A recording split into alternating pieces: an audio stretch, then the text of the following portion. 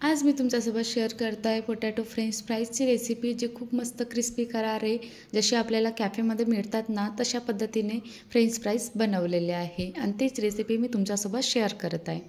त्यासाठी मी अगोदर 3 मोठ्या साईजचे आलू, तुम्ही जास्त पण घेऊ शकता म्हणा, तर 3 मोठ्या साईजचे आलू घेतलेले आहे आणि त्याला अगोदर मी स्वच्छपणे धुवून घेतलेलं आहे. धुतल्यानंतर त्याची साल काढून घेतली आणि त्याला आणखी पाण्यामध्ये 3-4दा धुवून घेतलेलं आहे. जोपर्यंत थोडं मळकट पाणी निघत नाही ना, तोपर्यंत मी धुवून घेतलं आहे. नंतर स्वच्छ पाण्यामध्येच आलू ठेवून दिले आणि त्यामधला एक आलू घेतला, त्याला पुसून घेतलं थोडं आणि बाकीचे आलू साईडला ठेवून दिलेले आहे. नंतर काय करायचं की जे आलूचे एजेस असतात ना, एक्स्ट्राचा पार्ट असतो चारही साईडने, तो काढून घ्यायचा आहे आपल्याला. खूप जास्त नाही काढायचा, हलका हलकासा जो निघतात ना, एक्स्ट्रा पार्ट निघलेला असतो आलूचा, तर तो काढून घ्यायचा. कारण की आपल्याला स्क्वेअर शेपमध्ये आलू कट करायचा आहे, तर अशा पद्धतीने कट करून घ्यायचा आहे. चारही साईडने कट करून झाल्यानंतर मोठ्या आकारामध्ये त्याचे मोठे साईजचे असे काप करता येईल, स्लाईस करता येईल, अशा पद्धतीने करून घ्यायचे आहे. खूप जास्त जाडसर पण नाही करायचे, खूप जास्त पातळ पण नाही करायचे. ॲटलिस्ट मीडियम शेपमध्ये कट होईल अशा पद्धतीने आपल्याला स्लाईस कट करून घ्यायचे आहे. नंतर त्या स्लाईसचे आणखी फ्रेंच फ्राईज जसे राहतात ना, त्या शेपमध्ये कट करून घ्यायचे आहे. लांबट शेपमध्ये, असे स्क्वेअर लांबट शेपमध्ये कट करून घ्यायचे आहे. बाकीचे पण तसेच करायचे. आणि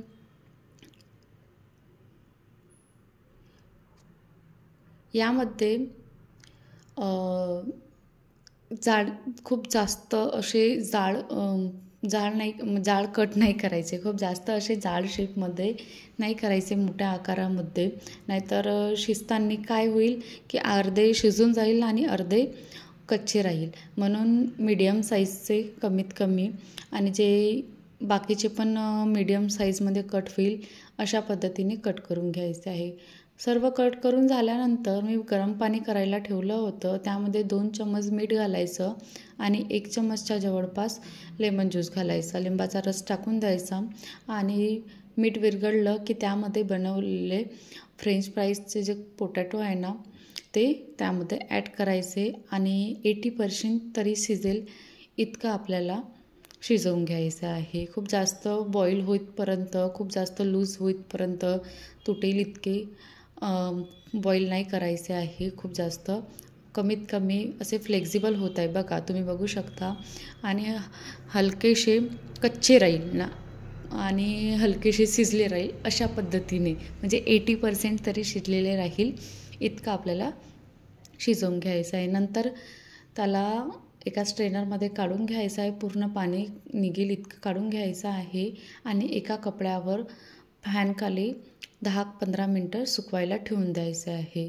सुकल्यानंतर सपोज एक्स्ट्राचं पाणी असेल पण थोडेफार ओलसट असेल ना, तर असं कपड्याने पुसून घ्यायचं आहे.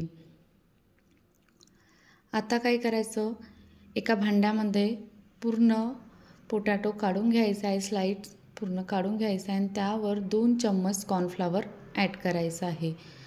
असं टाकलं कॉर्नफ्लॉवर की हाताने असं टॉस केल्यासारखं, मिक्स केल्यासारखं करून घ्यायचं आहे. खूप जास्त असं कोट होईपर्यंत, त्यावर थोडा पाण्याचा चिटकाळा मारेपर्यंत वगैरे असं काही करायची आवश्यकता नाही आहे.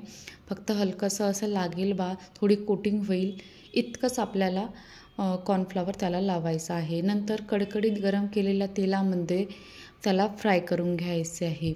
यामध्ये गॅसची फ्लेम हाय ठेवायची आणि जे फ्राईज आहे, पोटॅटो फ्राईज आहे, त्याला फक्त आपल्याला 2 मिनटं शिजवून घ्यायचं आहे. अगदी 2 मिनटं, 2 ते 3 मिनटं शिजवायचं.